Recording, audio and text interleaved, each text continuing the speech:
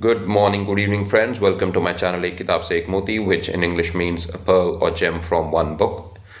Today, I'm going to read a few verses from this great magnum opus, great work of Hindi literature written by Tulsidas ji, and it's titled Sri Ramacharitamanasa. This is an English commentary or translation of the great work of Tulsidas ji. I made my first video on the Ramacharitamanasa, but that was based on a different edition published by Khemraj Sri Krishnadas, and its commentator was Jwala Prasad Mishra ji. Now this has been published by Gita Press. So each edition has its own beauty, and we learn from something that's unique in each book. So I may make some videos on different editions, different English editions of the same book. For example, there are many other editions of Ramacharitamanasa, so I may make some videos on those editions of the same book. And similarly, in Hindi, there are many other editions of the Ramacharitamanasa, so I may make videos on those editions as well, so that we take advantage of the excellent features of each edition. So now, let me give you some context of what I'm going to read from this book. So I'm going to read a few verses from the Aranya Kand, which means forest. Aranya is forest, so Kand means a section or Khand or a part. It's a forest section. Or Kand can also mean maybe incident. So the forest incidents or what happened in the forest have been mentioned in this. So that's what this means, Aranya Kand. And I'm going to read verses. Now, verses, Tulsidas ji has used many types of verses. These are called dohas, chaupais, sorthas, chands, then the Sanskrit shlokas as well.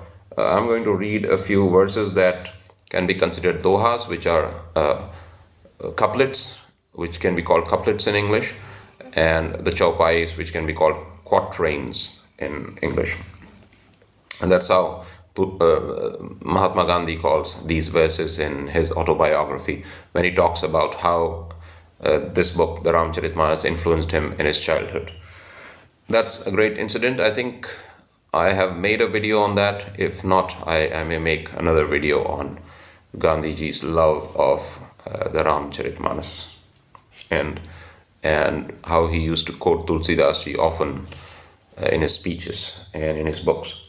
So let me give you some more context of these verses. So Sri Ram meets Shabari or Sabari.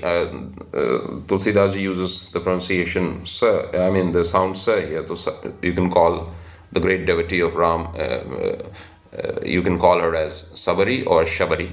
So I'll call her Shabari. So Sri Ram approaches the hermitage of Shabari, and then there occurs a dialogue between them. And I'm going to read the verses that in which Sri Ram talks about the 9 forms of devotion and explains these to Shabari, and Shabari listens very attentively. She pays great attention to that. So I'll just conclude this my reading when we come to the end of this dialogue, or the most important portion of this dialogue. So let me start reading the translation. I'll read the translation alone so that we can focus on the message, and maybe the English listeners, people who are listening to my video in English may not understand the Hindi form, so I'll read the English one. But the Gita Press has also published editions where you have the transliteration of the original Hindi, so it's easier for anyone who doesn't know how to read the Devanagari script can read the Ramacharitamanasa using the Roman letters. So let me start now without much delay. Said Sri Raghunath. Sri Ram has several names: Raghunath, Raghuvar. So there are many other names of Sri Ram. So Sri Raghunath is one of his. Raghunath is one of his names. Said Raghunandan. Said Sri Raghunath, listen, O noble lady, to my words. Listen, O lady, to my words. I recognize no other kinship except that of devotion. Despite caste, kinship, lineage, piety, reputation, wealth, physical strength, numerical strength of his family, accomplishments, and ability, a man lacking in devotion looks as lusterless as a cloud without water. So, all these qualities might exist in a person, but without devotion, these are just like a cloud that has no water, which means the essential thing is missing in that person. Now, I tell you the 9 forms of devotion. Please listen attentively and cherish them in your mind. So, as Sri Raghunath says, we need to pay attention when we are discussing important matters of spiritual importance. So, he asks Shabari to pay attention and also to cherish them in her mind. So, keep them in her memory. The first in order is association with saints, and the second is marked by fondness for the episodes of my sports. Leela. Leela is the doings of the Lord, so that has been translated as sports. Humble service of the lotus feet of one's preceptor is the third form of devotion, while the fourth type of devotion consists in singing my glories with a guileless heart. Repeating my Ramanam, that is the Rama formula, mantra, with unwavering faith constitutes the fifth form of adoration revealed in the Vedas. The sixth variety consists in the practice of self-control and virtue, desisting from manifold activities and ever pursuing the course of conduct prescribed for saints. Now here, that's why it's very important to know what the translator is doing in these verses. So I think this is a slightly incorrect translation of the word sajjan. Sajjan usually means in Hindi a gentleman or a man with good behavior and one who has a good conduct. So to call that person a saint is kind of stretching the definition of the word. So sajjan should be called a good man or man of good conduct here, or some maybe one word alternative could have been chosen, but I don't think Tulsidas ji is talking about saints here, because saint, when we say saint, I mean usually we have these the image of a sadhu actually, but here in this word it's sajjan. So sajjan can be any person. I mean he can be a householder, he can be involved in business, and he could be doing a job, but he can still be a sajjan, that is a man of good conduct. So that kind of enlarges the scope of these verses. Anyhow, I'll come to these things when I discuss these verses in detail. The seventh type is he who sees the world full of me, without distinction, and reckons the saints as even greater than myself. He who remains contented with whatever he gets. Again, let me see whether the word saints here has been translated correctly. Here it's sant, yeah, so saint is okay. I think the translation is fine. The seventh type is he who sees the world full of me without distinction and reckons the saints as even greater than myself. He who remains contented with whatever he gets and never thinks of detecting others' faults cultivates the eighth type of devotion. The ninth form of devotion demands that one should be guileless and straight in one's dealings with everyone, and should in his heart cherish implicit faith in me without either exaltation or depression. Exaltation has been used for the original word harasha, that is happiness. So exaltation, let me check the dictionary meaning of exaltation, because I have a very vague understanding of what it means. I think a simple word like happiness could have done the job here.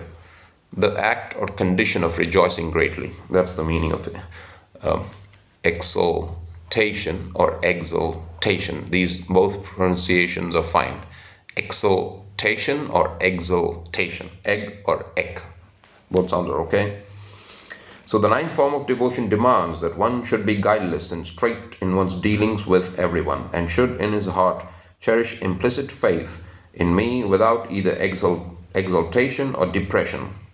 Whoever possesses even one of these nine forms of devotion, be he a man or woman or any other creature, sentient or insentient. Now it's sentient or insentient. Let me see. English words cannot, the pronunciation cannot be known by just looking at the spellings. We need to look at the phonetic symbols. So it's sentient or sentient. Now there are three pronunciations given: sentient, sentient, and sentient.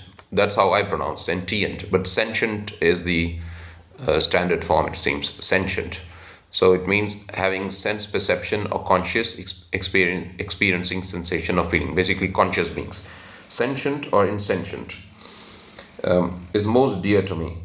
Let me read this line again. Whoever possesses even one of these nine forms of devotion, be he man or woman or any other creature, sentient or insentient, is most dear to me. O good lady, as for yourself, you are blessed with unflinching devotion of all these types. The state which is hardly attained by the yogis is within your easy reach today. So Shabari had all these types of devotion in her, and that to unflinching, that is, which doesn't change, which is fixed. So now let's discuss these one by one quickly, and then I'll conclude the video. Before concluding, I'll just recapitulate as well. So the first form of devotion, according to Sri Ram, is association with saints. So you try to associate with people who are devoted to God. Now, saints, again, it doesn't just mean those people who have become sadhu or who have left their homes and who live a life of seclusion from society.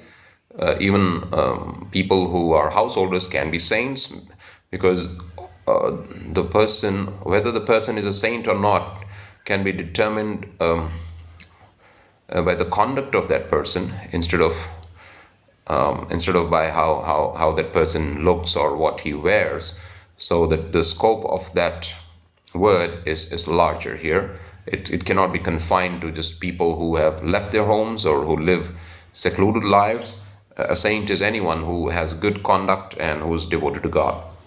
And it's very important to understand this, that when Sri Ram talks about association with saints, nowadays it's really very difficult to decide who's a saint and who's not, because unless we associate with them for a while, we won't know whether they're real saints or not. So Gandhiji used to offer a solution here. He used to say that it's better to read the books of the saints who have gone before us, who are no longer with us, and who have lived a few centuries earlier. So those were the days of very less publicity. So people who actually left their homes for a genuine reason. So it's not that saints are only those who have left their home, but like people who used to live in seclusion in ashrams and hermitages. So they were genuine people who really had the love of God, and so they wanted to devote extra time to their devotions or through the remembrance of God. So they those who left their homes in the eras gone by, or the centuries gone by, used to do so out of genuine love of God, because there was no reason, any other reason. Maybe there was no publicity there was no other worldly motive for becoming a saint in a confined sense of that word. But yes, the Gita does discourage becoming a kind of sannyasi, we call it in Hindi. That is someone who has left his home and who who kind of detaches himself from society. That person is called a sannyasi. But the Gita also prefers the way of the householder, who can be doing his or her duty, daily duty, and still remembering God. That's the preference that Sri Krishna gives in the Gita. That is, he prefers the devotee who lives in the world, faces all the difficulties of daily life, and despite those difficulties is willing to have unflinching devotion to God. The second form of devotion is marked by a fondness for the episodes of my sports. So the second form of devotion is remembering the activities of the Lord, which means reading all these great books written by great saints, in which there are stories of how the Lord lived his life on this earth and what were his activities and words. The third form of devotion is a humble service of the lotus feet of one's preceptor, which means whoever is your guru, you serve him or serve them. So one of the Upanishads talk about three people who deserve our service and honor. So our father, our mother, and our guru. So all these three are to be esteemed very highly and to be served. The fourth type of devotion consists in singing my glories with a guileless heart. So that's the fourth form of devotion, where you sing some bhajan or some kind of hymn. So you have in all religions, right? We have hymns to praise God. So in the Bible we have psalms. And even the Quran, when it is read by some expert person who can recite it well, it's all praise for the Lord. The first verse in the Quran begins with praise for the Lord. So that's what all religions consist of. The fifth form of devotion is this: repeating my Ram Nam with unwavering faith. So this is what Gandhiji used to recommend to the patients who used to come to his nature cure camp. I think the village was Urli Kanchan, if I'm not mistaken. So when people used to come to Gandhiji to find a solution to their physical problems, any physical problems in a sense, any sickness or any disease, he used to prescribe them Ram Nam along with other forms of nature cure. So Ram Nam was something that used to help Gandhiji maintain his health, mental health, physical health, and spiritual health. And the sixth form of devotion consists in the practice of self-control and virtue, and desisting from manifold activities and ever pursuing the course of conduct prescribed for saints. Now here the original word is sajjan, so the course of conduct prescribed for good people. So practice of self-control, so we need to be self-controlled in order to be considered devotees. A person without self-control cannot claim himself to be a devotee, and he or she should have virtue, that is, should have virtuous conduct, should follow ethics and morality in life, and should desist from too many activities. For example, I think the sense here is that trying to confine our activities to things that really benefit the world instead of just doing too many things, and focusing on a few activities and doing them well instead of doing too many things and trying to do things that are beyond our capacity, because we cannot excel in every field, and we cannot serve God in all fields. God has given us certain talents, so we need to identify them and apply them in the fields that suit our talents and abilities. The seventh type is he who sees the world full of me without distinction and reckons the saints as even greater than myself. Now, the seventh type is a kind of a very high state of mind where the entire world is seen as though it were full of God. So here all distinctions vanish. And the seventh type also includes the consideration of saints as even greater than God. So the reason is good men or people who have unflinching devotion to God usually mold their conduct according to God. That's what Sri Krishna says in the Gita. There is he exhorts Arjuna, or asks him to act the way he himself acted. That is, he just wanted Arjuna to follow the course of action similar to that of God. So saints also, in a way, they have God in their heart and they act according to the wishes of God. So they too deserve our honor and respect. But because Tulsidas had a great and high regard for saints, he has used these words. He who remains contented with whatever he gets and never thinks of detecting others' faults cultivates the eighth type of devotion. Now this is very important. So remaining content with whatever we have, but it doesn't mean we become lazy and do not try to excel ourselves in our fields. It just means that whatever comes because of effort, we are happy with whatever comes. But then it doesn't encourage inactivity.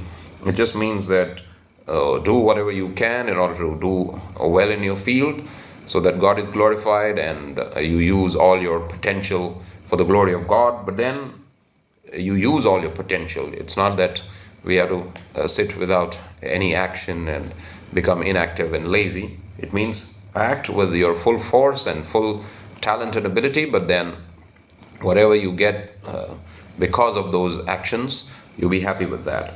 And the other thing is, he or she never thinks of detecting others' faults. So this is one of the highest forms of devotion, I think so, and very hard to practice. So it's very easy to blame the government, it's very easy to blame our neighbor, it's very easy to blame our co-worker for the faults of ours, and keep saying that, it's because of him or her, it's because of them, it's because of the system, it's because of someone else, always pointing fingers. So if we desist from that, and I think we should, we are cultivating the eighth form of devotion. And then ninth form of devotion demands that one should be guileless and straight in one's dealings with everyone, and should in his heart cherish implicit faith in me without either exaltation or depression. That is, be neither happy nor depressed, which is maintain a kind of equanimous state.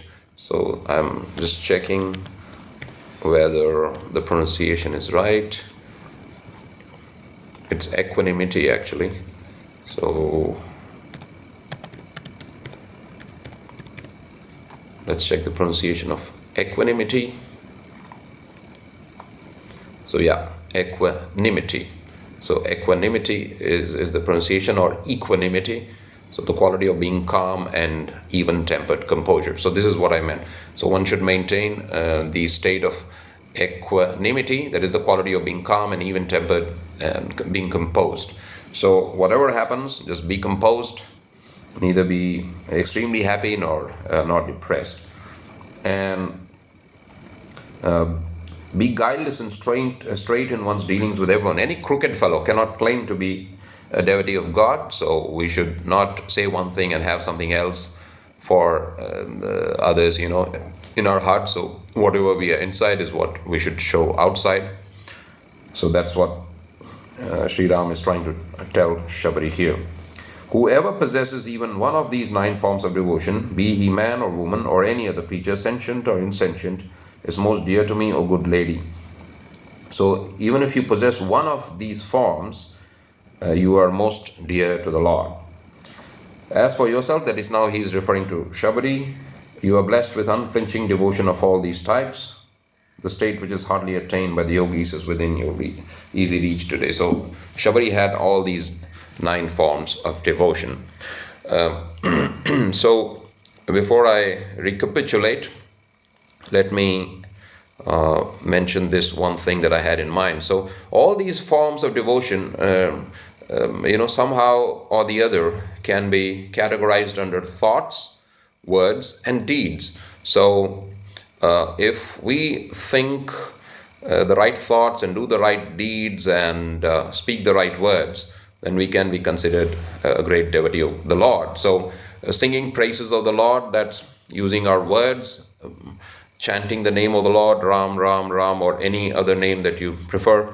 So that's using our words. So I'm using my words for devotion. Then serving others, serving our Guru, and serving saints, and some of the other forms of devotion that Sri Ram mentioned to Shabari. So these we do with the body. So these can be considered bodily forms of worship and devotion. So these are included in action. So thoughts. I'm sorry. So we can show devotion using words. So chanting the name of God, glorifying His name, and we can practice devotion through our actions, deeds. That is serving the Guru and behaving in the right way with others. That is treating others with respect and dignity, and many other forms that have been mentioned in this also need some activity with the body.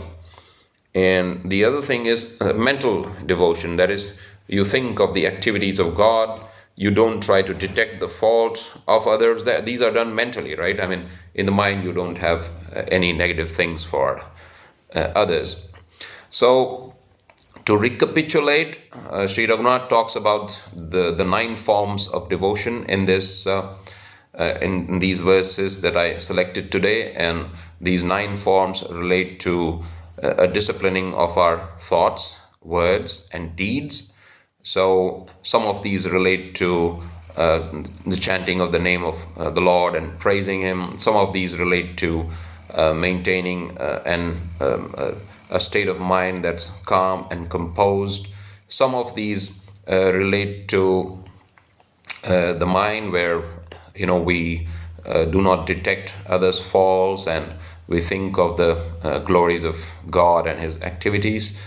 And anyone who possesses at least one of these 9 forms of devotion can be considered a great devotee. And Sri Ram was talking to Shabari in this episode, so Shabari had all these 9 forms of worship.